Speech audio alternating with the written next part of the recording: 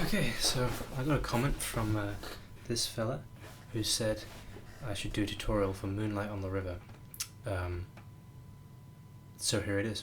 So the first step we want to look at is tuning. Demarco is always doing some sort of weird thing with tuning. I've done loads of covers of his songs and there's always just a little bit more than having a capo.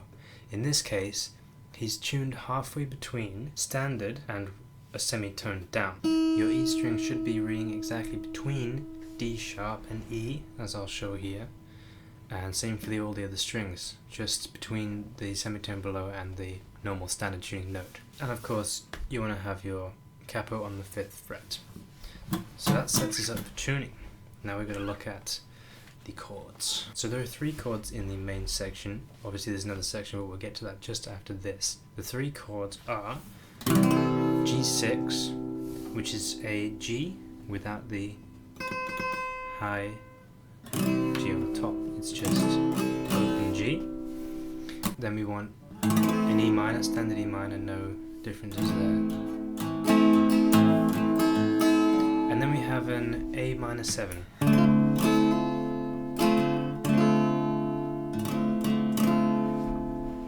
So now the chorus is a little bit more finicky because it has this chord, which is A sharp major 7, which I'll put up there.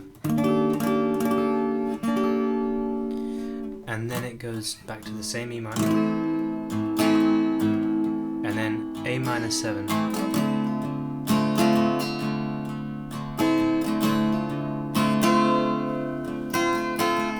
next up and finally is the different tips and tricks for the way Demarco plays a lot of these songs. He always seems to have a emphasis on certain notes within the chord. So in this song's case, in the verse, when you get to your E minor, you want to emphasize the top E string, then you want to emphasize your B string, and then back to the E string again. I'll show you what that looks like here.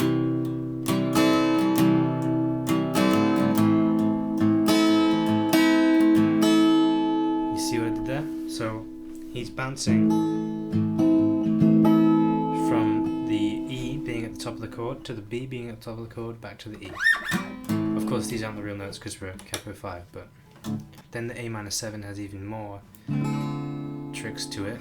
For a start, he hammers on his C here, and then he does it again, he hammers off and hammers back on. And then the last thing he does here is place that G back on the top and take it off. I'll show you what that looks like.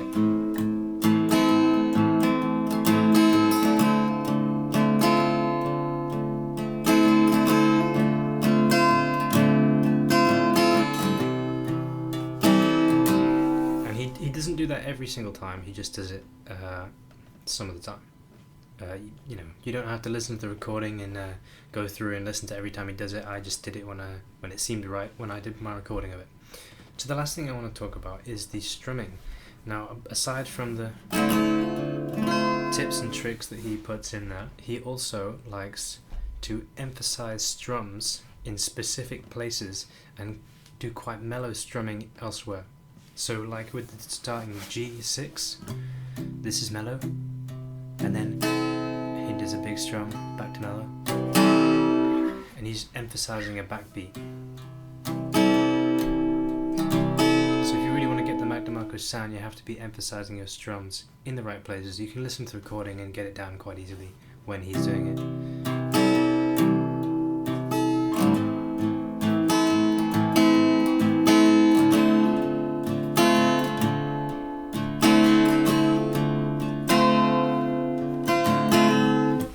And in the other section he does the same pattern, emphasis.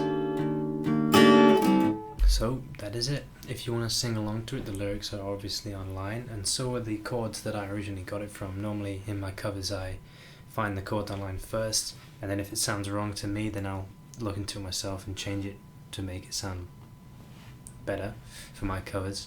But yeah. So yeah, I hope it wasn't too confusing, and I hope you learned something, and thanks for watching.